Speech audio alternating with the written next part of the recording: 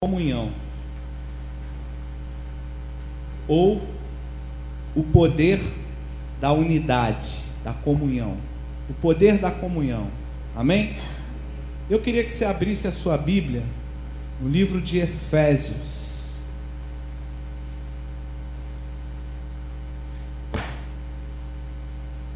Efésios capítulo 4. Eu não vou me delongar, a palavra ela é curta, e para dar um tempinho para vocês degustarem a sopa de ervilha, não é isso, Márcia?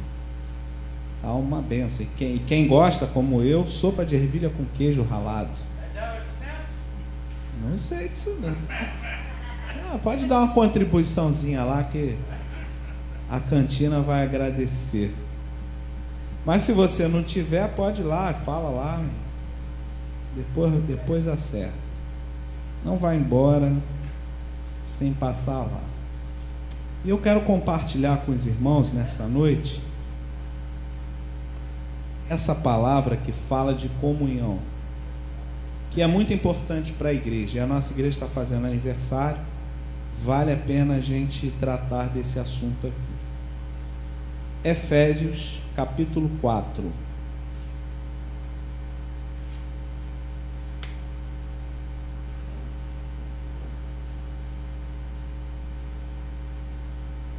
Versículos 1 em diante. Todo mundo achou? Efésios 4, versos 1 em diante. E agora eu quero saudar as pessoas que estão nos ouvindo, né? Através da nossa transmissão pela Rádio Apostólica O Caminho, no nosso canal YouTube, Igreja Apostólica O Caminho, no Facebook, Apostólica O Caminho, e no Instagram, Apostólica O Caminho também. E vocês que estão aqui, compartilhem, né? Porque é interessante. O link dessa pregação vai estar disponível também para que as pessoas possam ouvir posteriormente. Então quero saudar você que está em casa nos ouvindo nesta noite. Efésios capítulo 4, verso 1 diz assim. A minha Bíblia tem um título. A de vocês tem? O que fala aí? A unidade da igreja, a unidade da fé. Então vamos falar sobre unidade, o poder da unidade, que diz assim, versículo 1: Rogo-vos, pois eu, o prisioneiro no Senhor, que andeis de modo digno de vocação a que fostes chamados, com toda a humildade e mansidão, com longanimidade, suportando-vos uns aos outros em amor, esforçando-vos diligentemente por preservar a unidade do Espírito no vínculo da paz. Há somente um corpo e um espírito, como também fostes chamados numa só esperança da vossa vocação. Há um só Senhor, uma só fé, um só batismo, um só Deus e Pai de todos, o qual é sobre todos, age por meio de todos e está em todos. Amém? Queria que você fechasse seus olhos, baixasse sua cabeça. Um minuto. Espírito Santo, que Tu possa agora nos conduzir. Venha trazer sobre as nossas vidas a meditação dessa palavra, que essa palavra seja verdadeira no nosso coração, que traga mudanças, Senhor. Em nome de Jesus, a igreja diz: amém. Glória a Deus.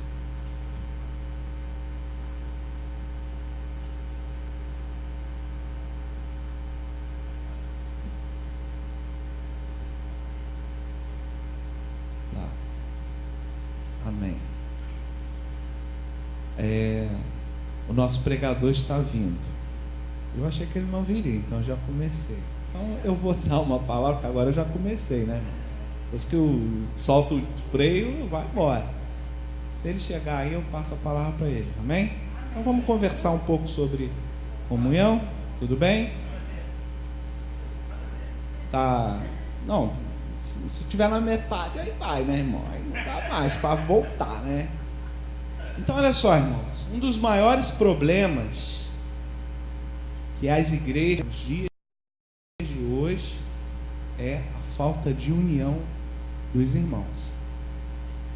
Satanás sempre vem trabalhando contra a igreja para tentar desestabilizar todo o processo de comunhão e unidade que possa existir no nosso meio. Porque a própria palavra diz, né? Jesus deixou escrito que reino dividido não subsiste, não prospera, não cresce. Se você quer destruir alguma nação, vai lá no meio do governo e cria uma contenda no meio deles. Olha o nosso país aí como está, né? Olha os dirigentes que não se entendem. Na verdade, eu descobri uma coisa essa semana. Quem sempre governou o país nos últimos 40 anos foi o Odebrecht, né, irmãos? Tá todo mundo votando no PT, votando no PSDB, votando no não sei quem. Tudo errado, irmão. Quem governou o país foi o Odebrecht. Nós estávamos votando errado. Mas, na verdade, se você quer criar uma divisão numa nação ou aonde for, em qualquer esfera de poder, você vai lá e coloca uma semente de contenda, de divisão. E dentro das próprias palavras do Senhor Jesus, reino dividido não subsiste, não cresce, não prospera. Tá? Essa questão da unidade da igreja, ela é tão importante. Claro, a gente não vai ser 100% todo mundo falando, todo mundo, amém. Sempre vão haver diferenças entre nós. Por quê? Cada um de vocês são diferentes. Nós somos diferentes. Nós temos vivências diferentes. Não é verdade? Pontos de vistas diferentes. Mas o que nós precisamos entender é isso que o apóstolo Paulo ele escreve aqui, essa carta aos Efésios, falando, à igreja de Éfeso, falando que independentemente dos nossos pontos de vistas ou opiniões diferentes, nós precisamos lembrar que nós somos um único corpo. Amém? E quando você tem um corpo, qualquer membro desse corpo que sofra um arranhão que seja, arranha aí a tua perna, você não vai sentir? Dá um chute com o dedão do seu pé ali na pedra, você não vai sentir? Vai ou não vai sentir? Vai. Puxa um cabelo, um fio de cabelo teu, um fiozinho só, vai sentir aqui, ó, um treco puxando? Quem tem cabelo, né, Simões? Então, quando o corpo sofre qualquer coisa, qualquer arranhão, todo ele sente. Então, embora tenhamos opiniões diferentes, pensamentos diferentes, né? Pontos de vistas, nós servimos a um único Deus, somos um único corpo, amém? Por isso Deus deixou aqui na terra a sua igreja multiforme. Então hoje tem igreja de todo tipo. Tem igreja que bate palma, tem igreja que não bate, tem igreja que dá uns glória, né, Carlinha? Ô glória. Tem igreja que não dá glória nenhum. Tem igreja que pode ir de calça comprida, tem igreja que não pode, aqui pode. Tem igreja para todos os tipos, para que você possa se adaptar ao corpo de Cristo. Amém? Sabe por quê, irmãos? Deus, ele não quer que ninguém fique de fora. Então ele preparou a sua igreja para poder receber todas essas pessoas com todas as suas diferenças. E nós, como igreja do Senhor, jamais devemos falar mal de outras igrejas, falar mal de pastor. Irmãos, eu fico muito triste, extremamente triste, quando eu entro no Facebook de alguns irmãos da igreja e estão falando mal de igreja, de pastor. É lamentável isso. Já chega o mundo, né? Deixa que o mundo faça isso, eles já fazem isso por nós. Então não precisa você alugar a sua boca para o diabo. Que isso, pastor? É verdade. Porque quando a gente está falando mal da igreja, você está falando mal do seu próprio corpo. Você está falando mal do seu pé, da sua mão, da sua perna. Que se tirar vai fazer falta, não vai? Arranca um dedo do pé e anda sem um dedinho, vai fazer falta. Faz falta no equilíbrio. Arranca um pé seu, como é que você vai andar?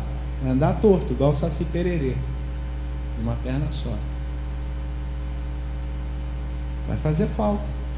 Então a gente precisa, como igreja do Senhor, aprender isso.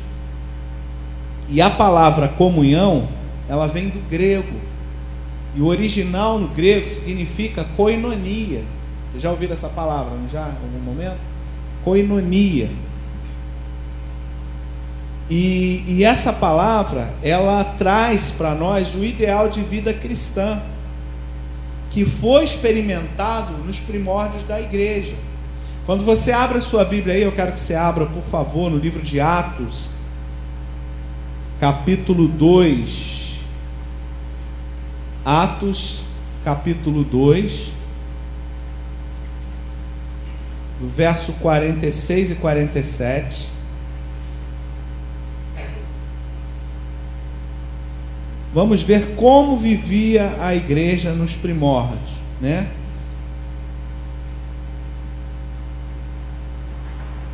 Olha o que ele diz aqui.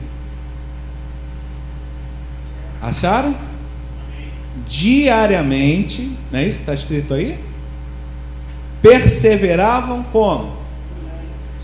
Não era cada um na sua, não? Cada um de um jeito?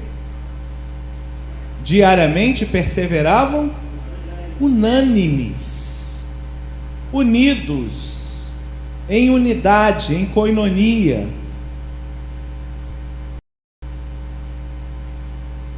No templo, partiam pão de casa em casa e tomavam as suas refeições com alegria e singeleza de coração. Então olha o que fala, que diariamente eles perseveravam unidos na igreja, faziam suas refeições juntas, provavelmente um convidava o outro para ir na casa deles, né? E tudo com simplicidade no coração, né? Versículo 47, louvando a Deus e contando com a simpatia de todo o povo. Enquanto isso, acrescentava-lhes o Senhor dia a dia os que iam sendo salvos.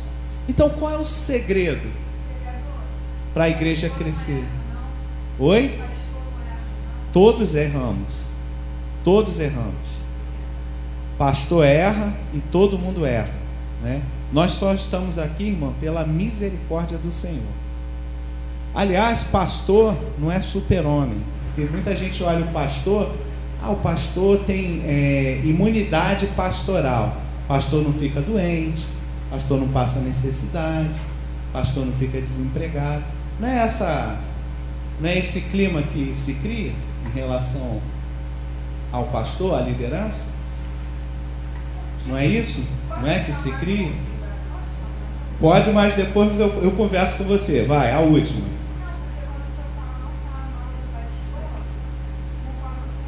Não falar mal da igreja, irmão. De ninguém. Estamos falando do nosso povo.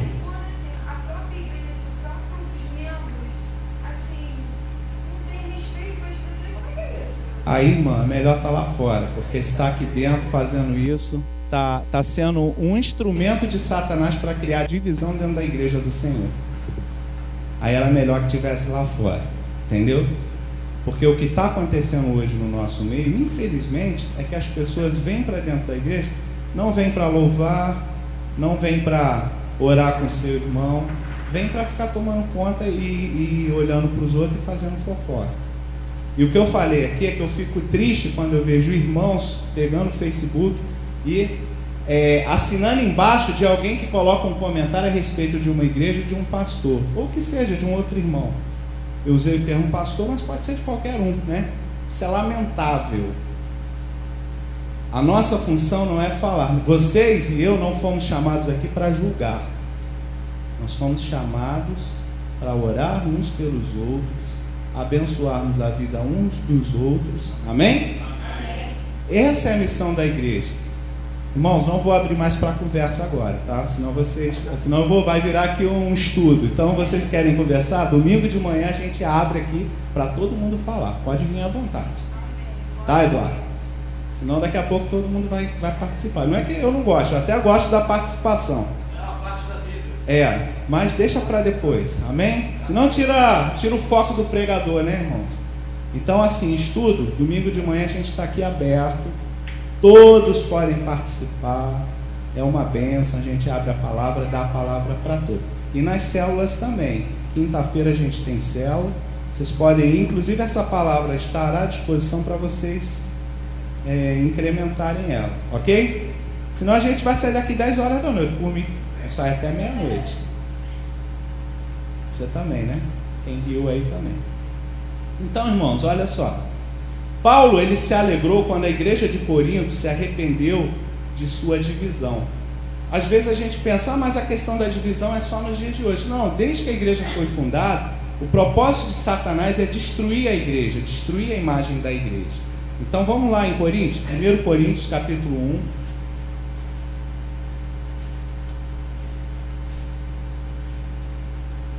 Vamos ver isso aqui? 1 Coríntios capítulo 1, 10, 13. 10, 13.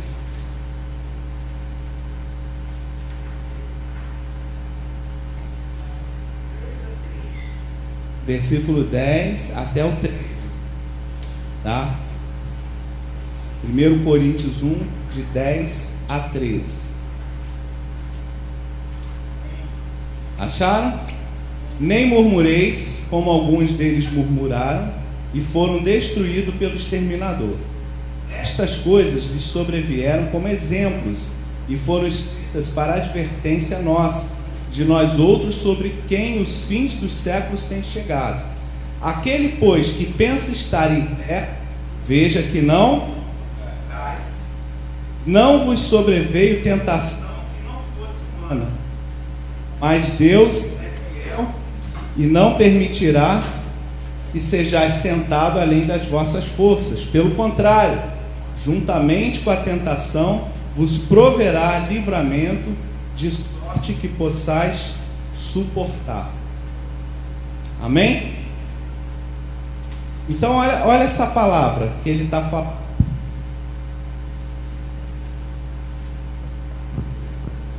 Ele está dizendo aqui que a gente não deve murmurar, que a gente não deve ficar reclamando, ficar resmungando, ficar procurando coisas para fazer. Quando a gente pega a história de Israel, 1 Coríntios. Ah, desculpa. Não, é capítulo 1. Eu falei 10? Ai, desculpa. Tem razão. Exortação à unidade. Rogo-vos, pois, irmãos, pelo nome do nosso Senhor Jesus Cristo, que falei. Engraçado, o 10 também fala disso, né? Vocês sabem o porquê, né? A igreja de Corinto foi a igreja que mais deu trabalho para o apóstolo Paulo, né? Era uma das igrejas mais ricas da Ásia e a mais problemática para o apóstolo Paulo, porque havia muitas divisões, muitas contendas dentro daquela igreja. Então, se você for pegar a carta aos Coríntios, ela sempre vai estar permeada de advertências do apóstolo Paulo sobre a questão da divisão, né? Que a gente leu o capítulo 10, está falando sobre isso também. Vamos lá, vamos no 1 então. Capítulo 1, versículo 10. Acharam? Amém? Rogo-vos, irmãos, pelo nome de nosso Senhor Jesus Cristo, que faleis todos a mesma coisa, e que não haja entre vós o quê? Antes sejais na mesma disposição mental e no mesmo parecer. Pois a vosso respeito, meus irmãos, fui informado pelos da casa de Cloé, de que há contenda entre vós. Aí o apóstolo Paulo está falando, né? Refiro-me ao fato de que cada um de vós dizer: eu sou de Paulo, e eu de Apolo, e eu de Cefas, e eu de Cristo. Acaso Cristo está dividido? Foi Paulo crucificado a favor de vós? Ou foste porventura batizados em nome de Paulo? Dou graças a Deus, porque a nenhum de vós batizei, exceto Crispo e Gaio, para que ninguém diga que foste batizados em meu nome. Batizei também a casa de Estéfanas, Além deste, não me lembro se batizei algum outro, porque não me enviou Cristo para batizar, mas para pregar não com sabedoria de palavra, para que se não anule a cruz de Cristo. Os caras estavam brigando até por quem eu tinha sido batizado. Eu fui batizado por Paulo, eu fui batizado por Apolo, fui batizado pelo pastor Marcelo, fui batizado pelo pastor Elias. Não interessa, irmãos. Nós estamos aqui para pregar o Evangelho. Você foi chamado e eu fui chamado para pregarmos a verdade de Cristo. Nós fomos chamados para pregar que Jesus salva, cura e liberta. Amém? E que se você não reconhecer Jesus como seu único Salvador, no dia que a igreja for arrebatada, infelizmente você vai ficar. E nós estamos vivendo muito próximo do arrebatamento da igreja. O que é isso, pastor? Vem aqui no mês que vem que você vai saber. Quem não sabe? Quem aqui não sabe o que é arrebatamento? Todos sabem? Todo mundo sabe? Amém? Oh, glória, né? Glória a Deus. Nós estamos vivendo muito perto da hora do arrebatamento. Você crê nisso? As evidências mostram isso? A história mostra isso? O mundo mostra isso? Amém?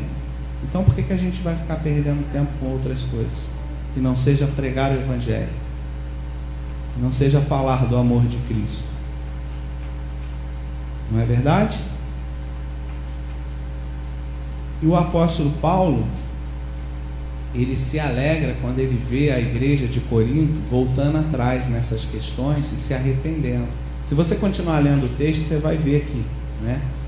Eles vão reconhecer isso lá na frente e vão voltar atrás. Existem 3 atitudes que nós temos que colocar na nossa vida para que a igreja ela tenha essa unidade. Eu quero compartilhar essas 3 atitudes com vocês. Primeiro é acreditar e obedecer. Eu quero abrir uma passagem aqui no livro de João. Vocês podem abrir João capítulo 4.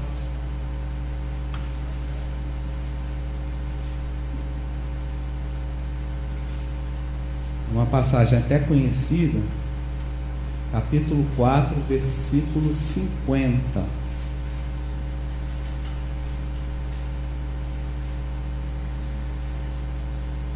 Também depois a gente tem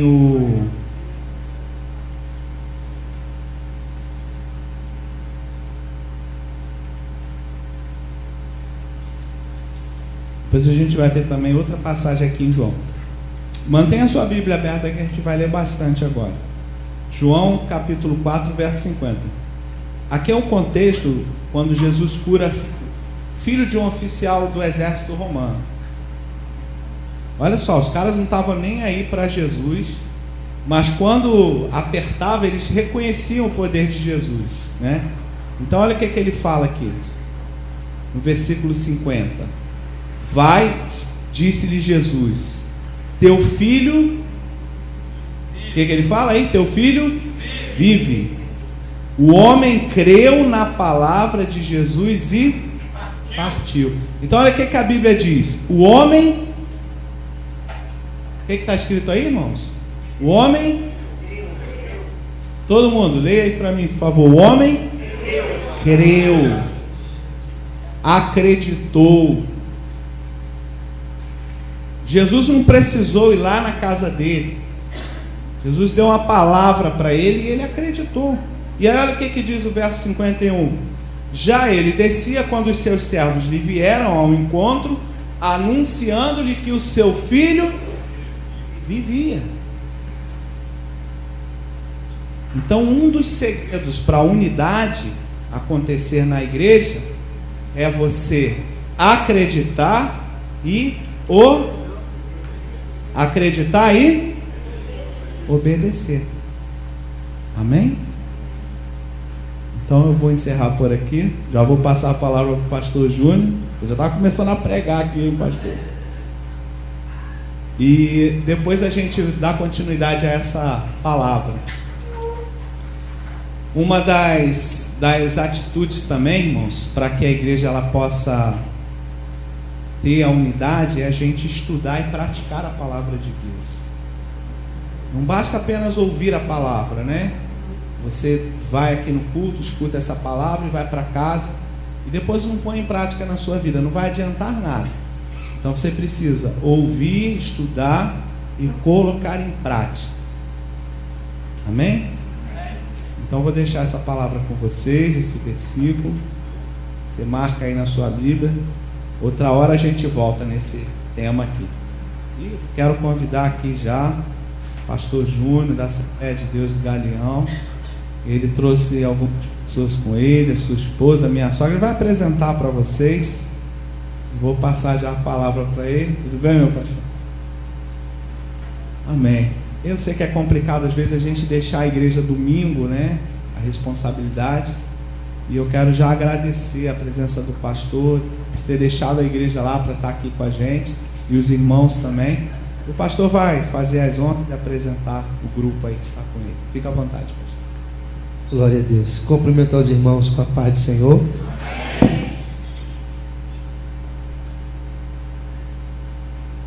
Glória a Deus. Irmãos, eu quero primeiramente agradecer a Deus por essa oportunidade que Ele está me concedendo de estar aqui nesta casa.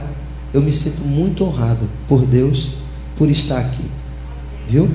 Quero louvar a Deus pela vida do pastor Marcelo. Eu quero em público aqui pedir perdão ao senhor, pastora Márcia, pelo horário que cheguei. Rapaz, hoje o negócio estava meio esquisito. A Kombi na hora de sair não pegou, tive que levar todo mundo da Kombi no meu carro. Deixei minha Maria Rosa para trás, passei por ela com 7 pessoas dentro do carro, não deu para parar. Rapaz, foi uma luta, mas a gente chegou. Quero pedir perdão, viu? Perdão. Trago um abraço aqui da nossa igreja, do nosso ministério. Pastor Elias também, Deus abençoe. Pedir perdão também, irmã, ao canal que foi de estar aqui, a irmã Maria Elisa. Ela devia estar preocupada porque eu não cheguei. Meu Deus. Nossa, nem fala. Aí, tá vendo, irmão? O negócio é sério. Rapaz, você está aqui, rapaz. Ai, mas esse jovem aí é benção conhecer ele, hein? Ele que conserta as coisas da igreja de som lá, viu? Ele conserta tão bem que tem um tempão que eu não fui lá. Tá tudo em dia, graças a Deus. Que benção, rapaz. Fiquei feliz, hein? Que Deus te abençoe. Eu veio comigo o pastor Jailson Muniz, pastor na Assembleia de Deus em Recife. E está hospedado conosco lá, veio para a convenção. E está conosco aí, tá uma benção. A minha esposa, a mulher mais bonita da terra, que é de pé aí, minha filha. Essa é minha esposa, minha digníssima. Deus abençoe. E a irmã Maria Rosa, irmão, a nossa Rosinha da nosso ministério. Ela é a flor do nosso ministério. Ela completou ano na última quinta-feira. A gente fez uma homenagem para ela. Levamos um buquê de flores porque é relíquia da igreja e a gente trata direitinho. Ela é uma bênção. A irmã Maria Rosa é a mãe, os irmãos já sabem, né? Para quem não sabe, é a mamãe da irmã, da pastora Márcia, da irmã Maria Elisa também, do pastor Elias. Deus abençoe. Muito bom. Ver a esposa do pastor Elias também. Deus abençoe a senhora, viu? Deus abençoe. Mas eu já cheguei um pouquinho tarde. Vamos para a palavra, né? Vamos para a palavra. Glória a Deus. Oh Jesus, glória a Deus. Gênesis capítulo 41. Nos acompanhe em nome de Jesus. Glória a Deus. Capítulo 41 de Gênesis, o versículo de número 39. Glória a Deus. Glória a Deus. Aleluia, Jesus.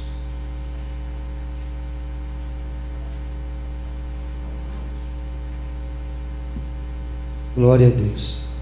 Sem falar, irmãos, que eu tinha que vir, que eu já fui algumas vezes, já vi o pessoal da igreja, o grupo de coreografia, eu nunca vim acompanhando. Parecia até que eu tinha alguma coisa, negócio, né? Mas hoje foi quebrado esse trem. Em nome do grande, né? Estou aqui pela graça de Deus. E Deus vai abençoar a gente. Gênesis 41, versículo 39. Você achou? Diga amém. Amém. Depois disse Faraó a José: pois que Deus te fez saber tudo isso, ninguém há tão entendido e sábio como tu. Apenas aí. Irmãos, eu vou meditar um pouco com vocês sobre José. Eu sei que José tem uma história muito conhecida entre nós. Dentre nós, né? A história de José tem um início no capítulo 37 de Gênesis. O capítulo 37 começa a narrativa da história dele.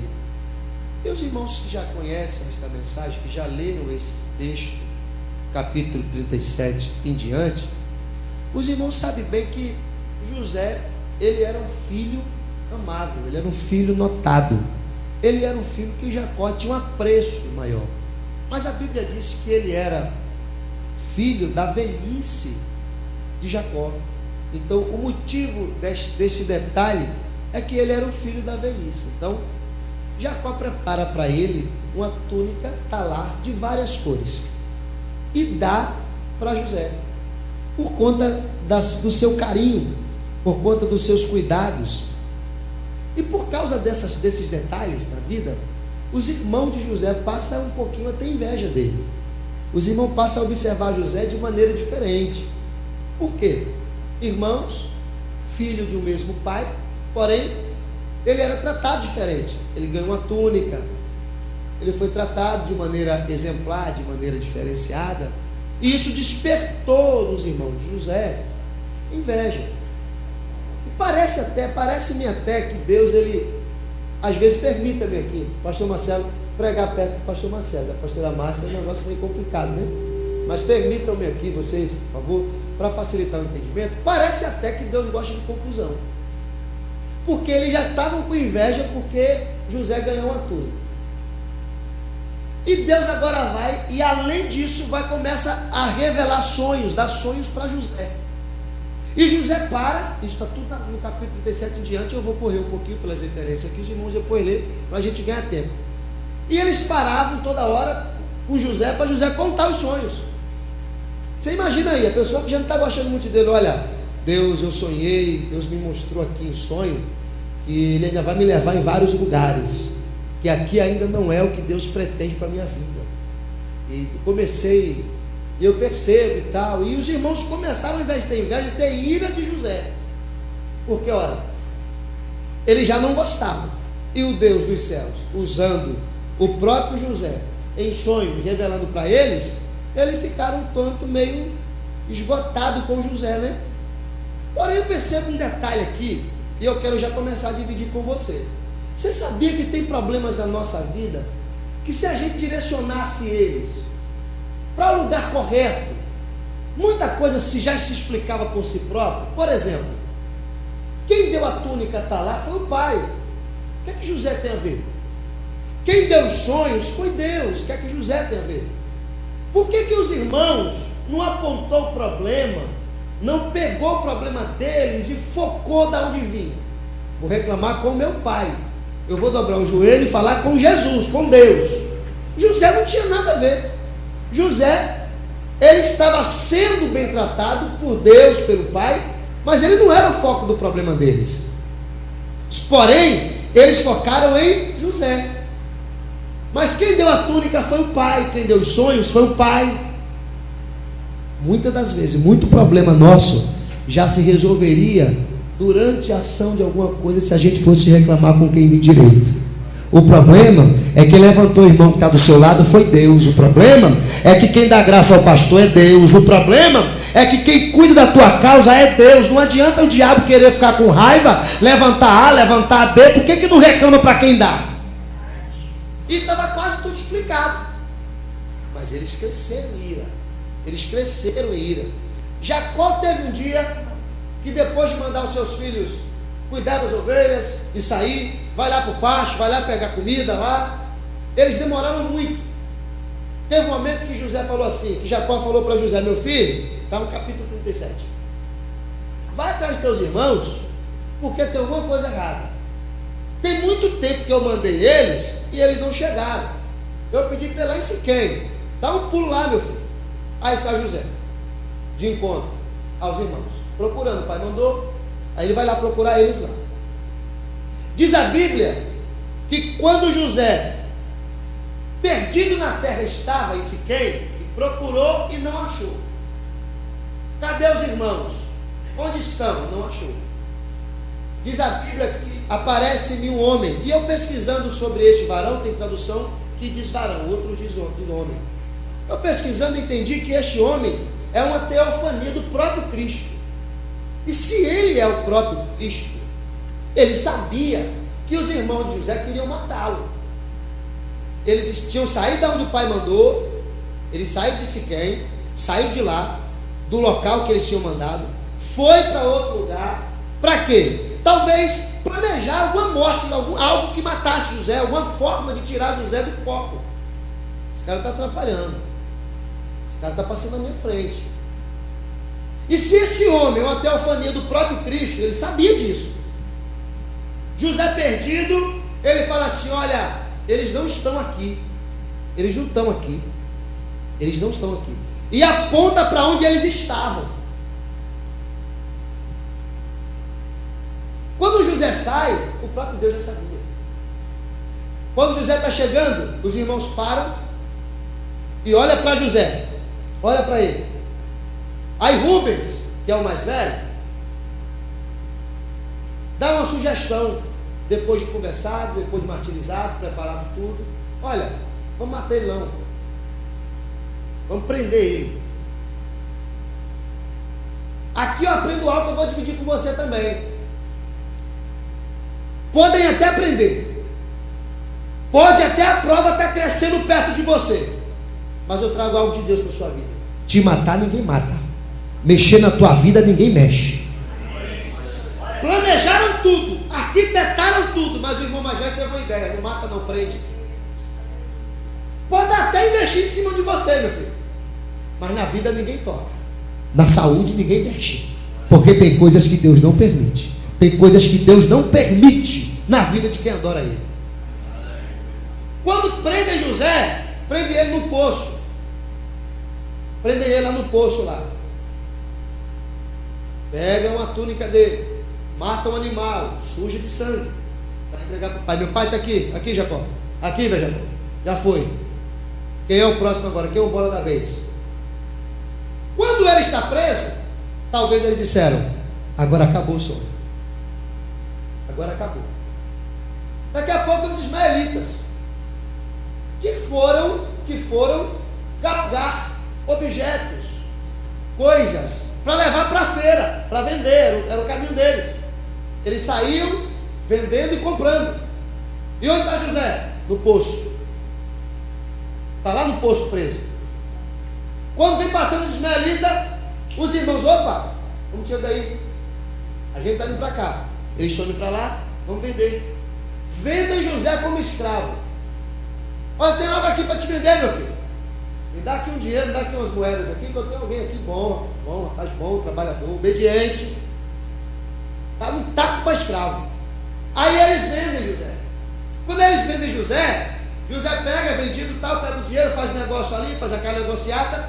José sobe na carruagem, se junta com eles estão indo para cá, e José indo para lá vendido. Parece que eu vejo, pastor Marcelo, eles falando assim: agora acabou. A casa do meu pai é para lá, e a nossa pedra de tropeço está indo para lá. Acabou. Agora vamos voltar lá comunicar para o velho lá, e está tudo encerrado. Aprendo algo aqui também nessa passagem aqui, nesse ponto aqui, que eu quero dividir com você. Muitas das vezes, Satanás pensa que tirou você do foco, tirou você da direção, mas na verdade não tirou não. Foi porque José bateu o ponto máximo da onde ele estava na casa do pai. Já tinha ganhado túnica, tinha ganhado tudo. Agora, quando eles pensaram que tirou José do caminho, nada, foi Deus pegando e falando: José, aqui na casa do teu pai já chegou onde eu queria. Ali já bateu o ponto máximo. Agora eu vou pegar você e vou colocar em outra direção. O mundo olha para você e diz assim: está indo para distante. Deus está olhando e falando: está no meu caminho, está no meu projeto. Eu tenho coisa maior, eu tenho algo maior. Sabe por quê? Deus, ele sempre vê diferente. Deus, ele não vê como eu e você. O nosso olho é menor do que o de Deus. O nosso ângulo de visão é menor do que o dele. Sabe qual é o problema dessa geração? É achar que sabe tudo, é achar que já estudou tudo, é achar que já pegou no ponto máximo do conhecimento.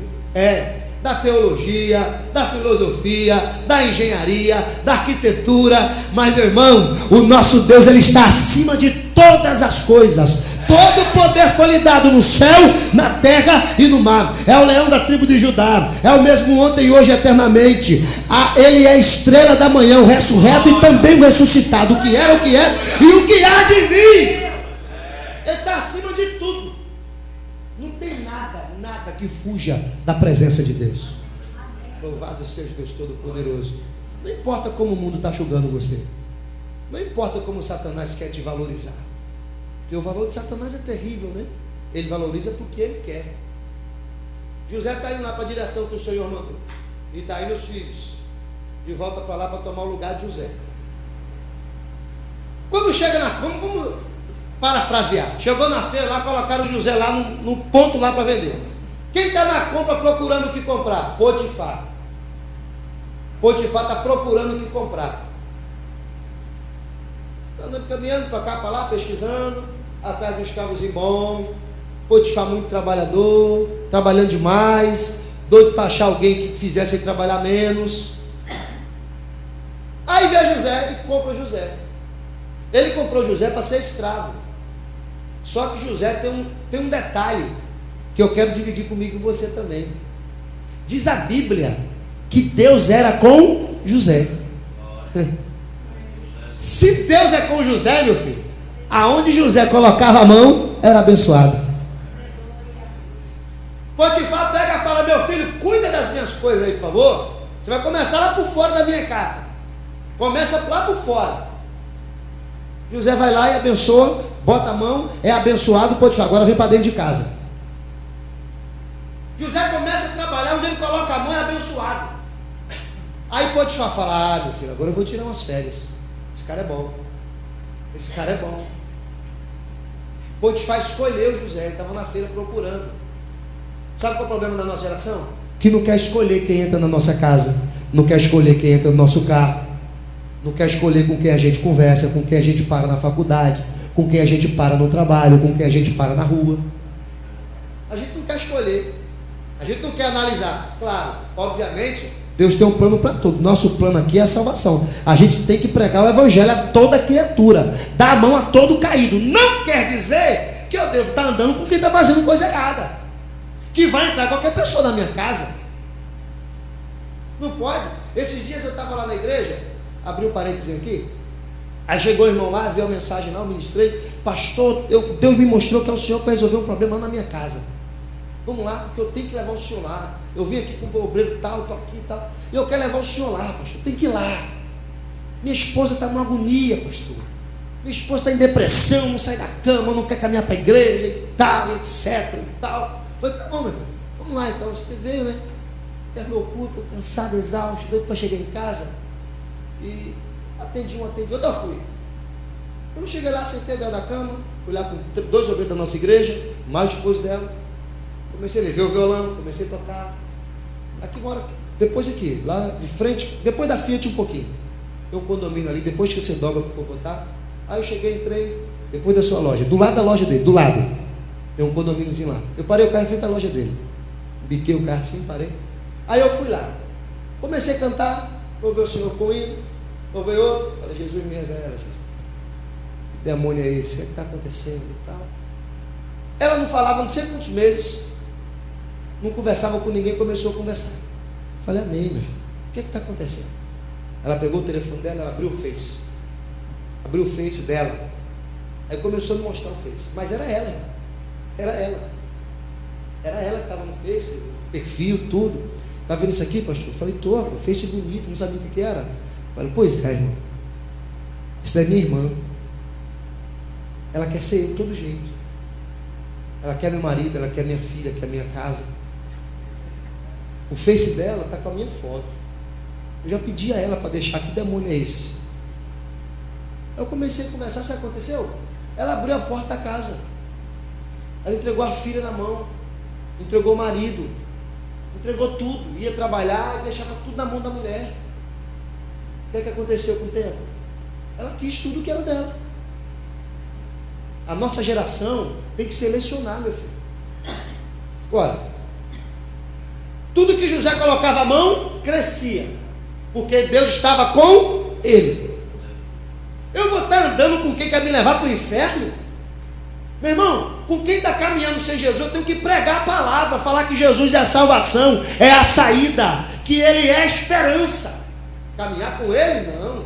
A nossa geração tem que aprender pessoas que tenham coisas de Jesus, de Cristo, coisas que te levem para o céu. É o que a nossa geração precisa entender, é o que eu preciso entender. Eu vejo Deus falando: Júnior, cuidado, Júnior. Tudo que ele coloca a mão, prospera. Potifar largar tudo na mão dele, a ponto de sair e deixar só José tomando conta de casa. Aí eu percebo um outro detalhe que eu vou falar para você. Quando Potifar dá moral para José, ele coloca ele num cargo, aí a mulher dele se levanta. Aí o diabo fica, diz a Bíblia, que todo dia ela perturba José: vem para a cama comigo, deita comigo, não tem ninguém vendo não. Eu percebi algo nesse ponto aqui, vou dividir com você também. Enquanto você não faz o que Deus mandou você fazer, enquanto você não toma posição para ajudar a igreja, para cooperar com o pastor, para fazer o reino de Deus prosperar na terra, nem Satanás, me permitam, te ver, te percebe. Quando você vem no banco, fica sentado quietinho lá, ei, ninguém te olha. Tu passa para lá e para cá, ninguém te dá nem bom dia. Tu vai para um lado, ninguém te vê. Vai para o outro, ninguém te fala. É só você aceitar a posição que Deus mandou, que Satanás se levanta. Você, quando aceita, o diabo se levanta para te parar. Só que tem uma diferença. Quem estava com José? Me ajuda, quem? Se Deus está com ele, então está tudo certo. Ela se levantou. Parece que eu vejo. Tem um texto na Bíblia, tem um momento, já no capítulo 40, 41, que fala assim, ó. Teve um momento que teve uma festa. Não está na Bíblia detalhado assim, não. Eu pesquiso muito, mas eu prego a Bíblia, viu, irmãos? Eu gosto de falar alguma coisa. Eu leio de Flávio José, de Agostinho. Vou lá, a gente vê, lê, né? De historiadores. Mas eu estou pregando a Bíblia. Me permitam aqui colocar uma colocação de Flávio José aqui, só para entender. Diz Flávio José em um dos seus livros que houve uma festa no palácio e o rei convidou todo mundo. Nesse dia que houve a festa, convidaram José, convidaram Potifar, convidaram todo mundo. Convidaram Potifar, a mulher dele. José, que cuidava da casa, ficou. Diz Flávio José, que é um grande historiador, que ela inventou uma doença. Sei lá, aquele negócio: estou de cabeça hoje, irmão, não vou não. Estou com dor na coluna, não vou não. Ela planejou tudo, agora eu pego ele. Agora ele roda. Se não for por bem, vai por mal. Foi embora todo mundo para a festa. Ficou só José cuidando e a mulher. Quando ele sai, a mulher olha para ele: e agora? Não tem mais ninguém, meu filho. Passou e estou aqui. Não tem guarda, não tem marido, não tem ninguém vendo. Vem para a cama comigo. Pensava ela que para José era uma grande coisa deitar com a mulher de Potifar. Na cabeça dela, para José era honroso. A mulher de Potifar, filho. Aí Flávio José tem um momento nas entrelinhas que ele abre um parêntese. Só que ela não conhecia a personalidade de José. Ela pensava que para José era muita coisa, só que para ele não era. Tem um momento que José para e diz assim: minha senhora, como é que eu posso pecar contra o meu Deus? Como eu posso pecar contra o meu senhor Potifar? Ele que me deu toda a moral dentro da minha casa. Como agora eu vou pecar contra ele? Como eu vou pecar contra um Deus que me tirou do calabouço, do poço lá? Meus irmãos me derrubaram lá, ele me tirou. Meus irmãos me vendeu como escravo. Parece que eu vejo ele falar: me vendeu como escravo. Está aqui eu com a moral na casa de Potifar. Minha senhora, me desculpa, eu prefiro a presença do Deus que me levantou. Eu preciso a graça, a glória de Deus na minha vida. Sabe qual é o problema da gente às vezes? Sabe qual é o problema de muitas coisas? É que a gente tem deixado de lado Deus e escolhido os manjares. A ideia é errado. Manjares às vezes até te deixa notado. Manjar deixa você notado. Um carro bom, uma casa boa, sociedade, moral, te deixa até percebível. Mas sem a presença é muito curto o caminho. encurta logo. É melhor não ter nada e ter a presença de Deus. Potifar, quando ela tentou agarrar José, José correu. Ela segurou a roupa. Quando ela segurou a roupa, ela guardou. Falou: agora eu te pego. Falei que era hoje. Deixa o marido chegar. Acabou a festa do palácio. Aí vem Potifar com seus criados. Quando ele chega, ela comenta com alguns lá. Ó, chama lá o... Vou te falar, meu filho. Chama lá meu marido lá, tá? O rapazinho aqui tentou me agarrar, tá? E dessa vez eu tenho uma prova. Tá aqui a roupa dele. Tentou me agarrar, eu gritei, ele correu, esqueceu de levar a roupa. Armou contra José. Potifar chega e escuta a mulher em tudo. Escutou e deu ouvido.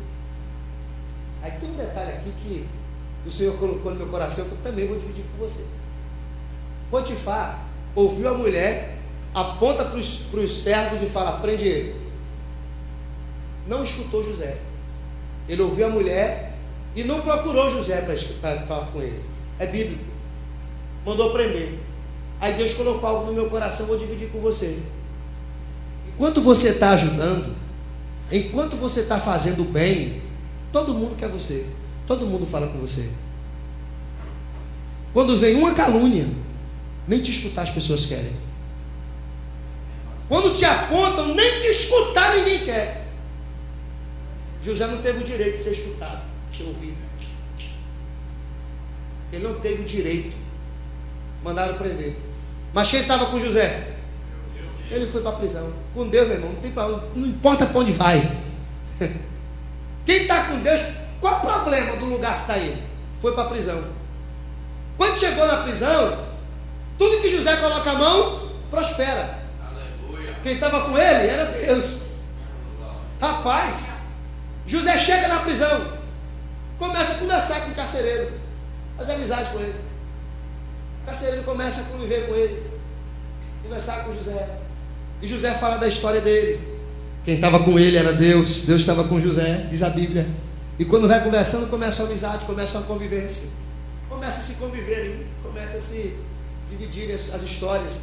Eu vou conjecturar mais uma vez, me permitam aqui, os teólogos aqui. Quem sabe até não teve um momento que o carcereiro falou: rapaz, que testemunho lindo que tu tem, que história linda que tu tem. Se eu pudesse interceder por você, eu ia lá no rei para falar que você não era para estar aqui, mas eu não posso. A minha função aqui é manter você preso. Então, mas rapaz, que história linda. Que história linda. Eu percebo um outro detalhe na mensagem e vou dividir também com você. Deus colocou no meu coração. O problema do carcereiro era um, o do José era outro. O carcereiro não tinha que ter vínculo com José. A função dele não era para ele ter amizade com José. Mas quem estava com José? Então, meu filho, quando Deus está, não tem esse negócio não. Deus muda, quebra paradigma, muda tudo. Ele muda contexto, muda estatuto, ele muda tudo. Só que tem um detalhe. Quer conhecer o problema? Quer conhecer o problema? Convive com ele. Sabe qual é o nosso problema? Sabe qual é a nossa dor? É que quando o problema levanta, a primeira coisa que a gente quer é fugir dele. Medo da depressão, medo da insônia, medo da briga. Surgiu o problema, você vem para cá, você quer ir para lá. Você quer conhecer a pessoa que às vezes está com você e parece que não está? Convive com ela. Convive um pouquinho com ele. Viva com o problema. A melhor maneira de você tentar resolver uma coisa é conviver com o problema, você conhecer ele. Às vezes o problema só quer um aperto de mão. Às vezes o problema só quer um abraço. Às vezes o problema só quer uma ajuda. Quem está com você? Não é Deus que está com você? Se Deus está com você, qual é o problema que é maior? Você lembra quando estava o profeta dentro de casa? Eu gosto de falar essa ilustração também. Você lembra quando estava o profeta? Por exemplo, toda vez que viu o exército lá, o general, ele preparava para invadir Israel. Toda vez que ele ia, Deus revelava para um profeta e a armadilha dele era toda desfeita. Ó, a gente vai entrar por aquela porta na cidade, de manhã, de noite, sei lá qual horário, né? Agora vai por ali, pega naquela casa, pega naquela entrada, eu quero 100 homens ali, eu quero 30 aqui, eu quero 40 ali, eu quero 200 ali. Toda vez que ele ia, estava dilacerado. Aí vem para o exército e fala assim: olha, tem algum X9 aqui. Toda vez que a gente se prepara, a gente chega lá, já estão esperando a gente. Se levanta o soldado no meio e fala: ei, tem ninguém entregando ninguém aqui. Tem um tal de um profeta lá, que diz ele lá, que quando a gente está se reunindo, quando o Senhor abre a planta aqui, começa a projetar, diz ele que o Deus dos céus revela para ele, aí ele já sabe de tudo. É o Deus do céu. Aí o rei falou, ele é. Então tá bom, pega endereço, pega a casa, pega número, vamos lá nele lá. Antes de invadir a cidade, vamos primeiro matar esse indivíduo. Aí se prepara um exército inteiro para matar o profeta. Meu irmão, quando começam a querer invadir o profeta, tá lá o profeta descansando em casa, o moço do profeta. O moço às vezes é medroso, né? O moço às vezes tem medo, é igual o profeta. Quando o moço está lá, vai passando pela janela, avista o exército chegando. Quando ele vê, rei, o profeta, agora acabou, hein? Agora acabou. Por quê, meu filho? Meu irmão, são muitos, diz a Bíblia, que é como um gafanhoto, meu irmão. Como é que agora vamos fazer? Não estamos preparados, estamos em casa, e agora? O profeta olha para o moço e fala, Senhor Deus, abre a vista desse rapaz, porque ele ainda não entendeu que maior é quem está conosco do que quem está com eles. Se eu e você está com José, qual o problema de se conviver com o problema? Aleluia. É Deus, meu filho, que está com a gente. Entre no fogo, que ele vai estar com você. Pise nos espinhos, que ele vai estar com você. José sabia disso. José começou a conversar com o carcereiro. O carcereiro olha também. José, meu filho, eu vou tirar umas férias. Pega um molho de chave. Eu vou descansar. Você é bom, hein? Você é bom. O molho de chave está aqui, meu filho. Tudo que é preço está com você aí. Aí o padeiro e o copeiro lá no palácio brigam. Eu entendo que eles brigaram por causa de comida. Copeiro, a Bíblia não relata, mas copeiro e padeiro tem a ver com comida, né? Sei lá, se for o pão que saiu mais preto ou mais branco do que deveria. Eu não sei se o forno estava desligado, não deu, sei lá o que foi. Eu sei que brigaram. Foram para o lado de José, dentro da cadeia. José agora passa a ter dois companheiros na prisão, o copeiro e o padeiro. Quando eles chegam, eles têm um sonho. José, meu filho, rapaz, eu tive um sonho, estou agoniado com o meu sonho aqui. Eu não sei o que é que vai ser da minha vida. Eu não sei o que é que vai ser. Você pode revelar para mim? O que você entendeu? Aí José olha para o padeiro e fala assim, olha, daqui a 3 dias vão levantar uma forca e vão te matar. 3 dias, pode contar aí, já era. E o copeirinho, meu filho, você daqui a 3 dias vai ser restituído toda a tua posição no castelo. Tu vai embora daqui. Tu vai ser inocentado e vai voltar lá para as tuas funções. Só quero te pedir um detalhe, já que eu revelei teu sonho, quando tu estiver lá, não esquece de mim não. Fala que eu estou aqui, porque o carcereiro não pode falar. Se ele falar, ó, agora você que vai ser restituído, dá um toque lá, fala que eu sou gente boa.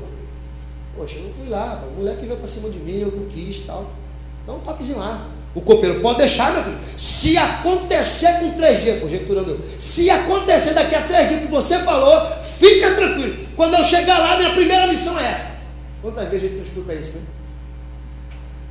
Pastor, eu estou pedindo uma bênção, pastor. Eu estou com a causa na justiça, quero comprar meu carro, quero comprar meu apartamento. Pastor, olha, ora por mim, faz campanha. Aí o pastor vai para madrugada, o pastor doido para poder entrar recurso, mas faz jejum, vai pela madrugada, faz tudo, meu irmão, para a vitória vir. Quando a vitória vai, irmão, falta o primeiro culto, falta o segundo, o pastor, meu Deus, cadê a irmã que falou que ia vir? Cadê? Onde está? Esqueceu, meu irmão. Sabia que isso acontece? Não é, pastor? Às vezes acontece isso, né? Mas aqui não, é só no Galeão, isso aqui não acontece. Só lá. Misericórdia. A primeira coisa que faz sumir, quando eu procuro meu filho, você não está trabalhando, não vai acontecer não. Pastor, meu horário, não dá para vir para a igreja, bicho. Rapaz, é na hora do culto. Eu falei, então não foi oração que eu orei não, meu filho. Esse negócio não foi oração que eu orei não. Isso acontece. Aí José pediu para o copeiro. O copeiro, pode deixar, meu filho. 3 dias depois, o padeiro foi morto. E o copeiro voltou para o castelo. Aí eu imagino o José. Ei, fica tranquilo, hein? O carcereiro, vem cá, meu amigo. Isso aqui é só questão de horas, de dias. Por quê? Porque alguém que eu dei a mão saiu daqui. Alguém que eu ajudei se levantou. Ei, alguém que eu cooperei com ele, parece que agora vai chegar o meu momento. Parece que a gente também faz isso, né? A gente também cria essas expectativas. A gente também cria esses trem aí. Agora vai. Rapaz, alguém que você ajudou, alguém que você cooperou, agora vai aparecer. Que nada. Sabe o que eu aprendi aqui? Quando você está na prova, quando você está passando por situação lá no deserto, as pessoas até falam com você, está no deserto, mas tem coisas, tem momentos que a pessoa sai e vai para o castelo, não se lembra mais de deserto não, meu filho. Você vai para o castelo se lembrar de deserto? Aonde isso? Você vai estar no ar-condicionado se preocupando com o sol de 50 graus? José pensou, passa um dia, passa dois, passa um mês, passa um ano, 2 anos. Diz a Bíblia que 2 anos inteiros se passaram. Nada na Bíblia está por acaso. Foram 2 anos inteiros. Chegando o ponto de José desestimular, desistiu. A barba, diz a Bíblia, que cresceu. O cabelo cresceu, perdeu o chifre, não fez mais barba, botou mais cabelo, ficou todo sujo. Por quê? Ah não, essa vitória é minha não, esse Deus não está me ouvindo mais não. Deus não está me ouvindo mais. Eu revelei aqui o copeiro botou para lá, não é possível. Deus podia ter usado a ferramenta assim a vez da gente. Pastor, mas eu olho pelo meu marido, tem 10 anos. Meu filho, seu tempo não é o de Deus. Deus, ele tem uma história, você cria outra. É melhor seguir a de Deus. E José entristeceu-se, ficou desanimado. Ah, Deus não está me ouvindo mais não. Eu dobro o joelho, minha oração não passa do teto. Ah, meu filho, quem sabe o momento é Deus. 2 anos inteiros. Aí o rei começa a ficar perturbado. Tem um sonho e ninguém revela. 2 anos. O copeiro teve oportunidade para falar de José e não falou. Chega um momento, Marcelo, pastor Marcelo, que Deus pega o castelo e coloca de cabeça para baixo. Fez uma arruaça, mas o rei ficou, meu irmão, misericórdia. Ficou atribulado. Grita com um, grita com o outro, chama um, chama outro, mas chamou todo mundo, ninguém resolvia. Aí vem o copeiro, lembrou do sonho que José revelou, trincado com os dentes, entre os dentes ainda. Ei, eu conheço alguém que pode te ajudar.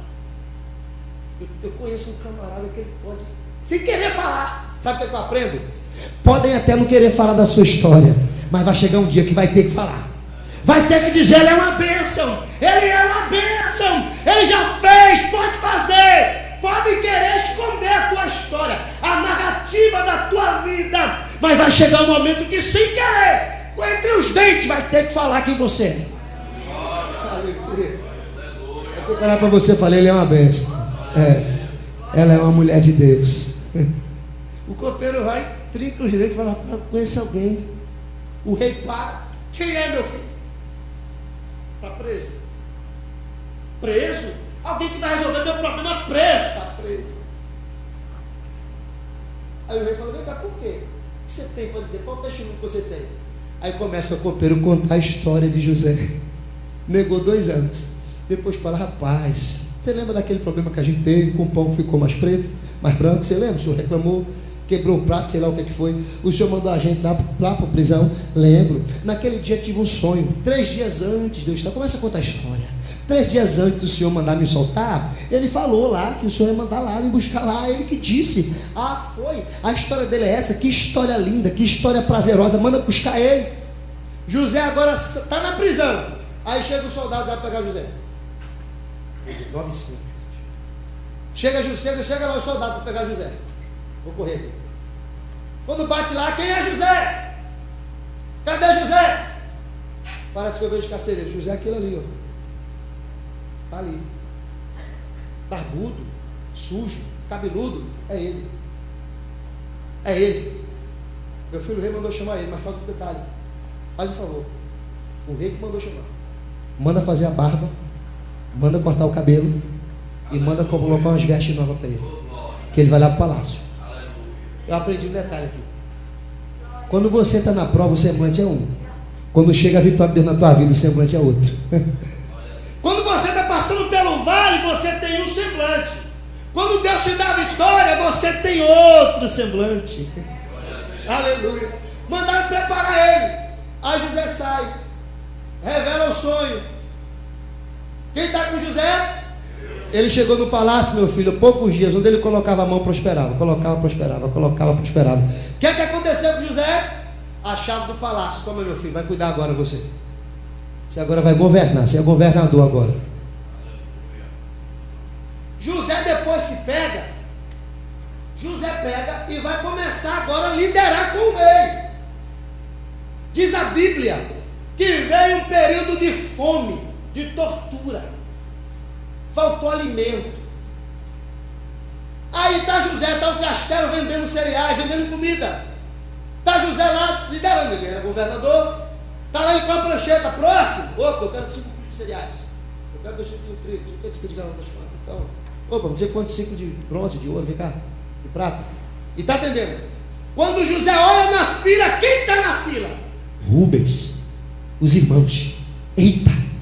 José, quando olhou, eu creio ter passado um filme na cabeça de José. Zum! Rubens não conheceu José. E foi vindo próximo. Parece que eu vejo ele com a prancheta e as lágrimas rolando. É Rubens, meu irmão. É ele. Foi o que me vendeu.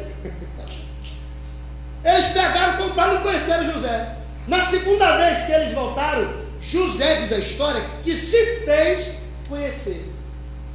Ele deu um jeitinho de colocar alguma coisa que os irmãos entenderam. Quando está na fila, Rubens, quando vê ele, começa a desesperar e chorar. José. E vai chegando a vez. Quando chega, Flávio José conta que ele se abraçou com José e começou a chorar.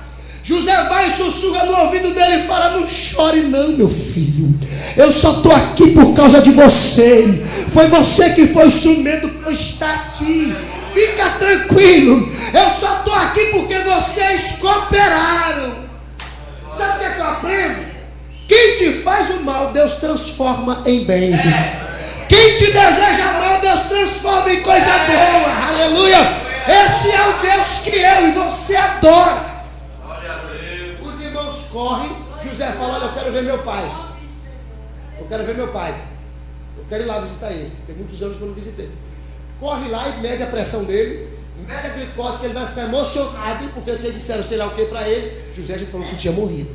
Rapaz, que negócio, mas não tem problema não. Prepara o velho lá. Foram lá, mediram a pressão, mediram tudo. Estou com palavras minhas aqui. Prepararam, pai. Oi meu filho. Pai, a gente vai trazer uma visita para o senhor. Vai trazer uma visita, essa visita é importante. Sabe esse alimento que a gente comprou aqui, meu filho? Sabe esse alimento que a gente comprou, que o senhor mandou? Sei. Eu vou trazer a pessoa que nos vendeu, que está mandando lá, está mandando em tudo, pai, está mandando em tudo, é ele que vai vir, vai vir, Quem é? É José, o seu filho, nosso irmão. Está mandando em tudo. Aí eu aprendo outra coisa e vou finalizar aqui. Já passei até dourado. Eu vou finalizar. Eu aprendi um detalhe aqui nessa vida aqui e vou transmitir para você. José estava no palácio, mas não esqueceu da casa do pai. Aleluia. Ele estava no palácio, desfrutando de coisas, mas a coisa que ele queria, parece que eu vejo ele com a prancheta mandando: oh Jesus, como eu queria visitar meu pai, como eu queria ver meu pai. Nunca esqueça de onde você saiu, nunca esqueça da sua história, não esqueça de onde você partiu, para ser essa bênção que você é. José falou: eu quero voltar para a casa do pai. Aleluia. No palácio tem comida boa, mas na casa do pai tem amor verdadeiro. No palácio tem até algumas coisas que me interessam, mas somente o calento, somente o amor, o calor do pai eu encontro na casa dele. Eu tenho que ir para lá. Ele estava no palácio, mas queria voltar para a casa do pai.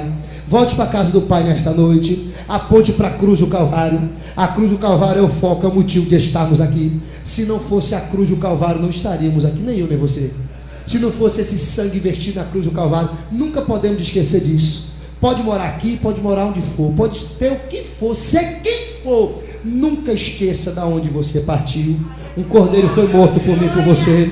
Ele foi crucificado, coroa de espinho transpassaram a cabeça dele, os seus pés foram pontilhados, suas mãos também foram cravadas. Ele pediu água, deram vinagre. Ele foi torturado, mas é por conta disso que eu, você, estamos aqui para render graças a ele. Dizer: Jesus, obrigado por tudo. Você está aqui, né? Mas se lembre do Pai, se lembre da cruz do Calvário, que foi da onde você e eu partimos. Que Deus em Cristo Jesus te abençoe em nome do Senhor Jesus.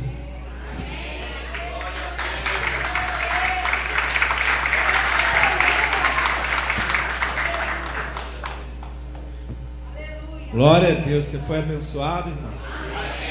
Amém. Então, para a gente encerrar, eu quero convidar o pastor Jailson para orar e impetrar a bênção apostólica nessa noite. Quero convidar a igreja para ficar de pé. Amém? E terça-feira a gente vai estar aqui. E domingo que vem também. Venham, porque você vai receber sua bênção em nome de Jesus. Amém? Cumprimento a todos com a paz do Senhor Jesus. Quantos mais precisam de oração? Eu e a minha casa. Amém? Ore também por mim. Nosso Deus, nosso Pai, nós te louvamos, Senhor, por tudo que o Senhor nos proporcionou nesta noite, Senhor, neste lugar. Abençoa, Deus, o pastor desta igreja. Abençoa a pastora, abençoa esta família, Senhor.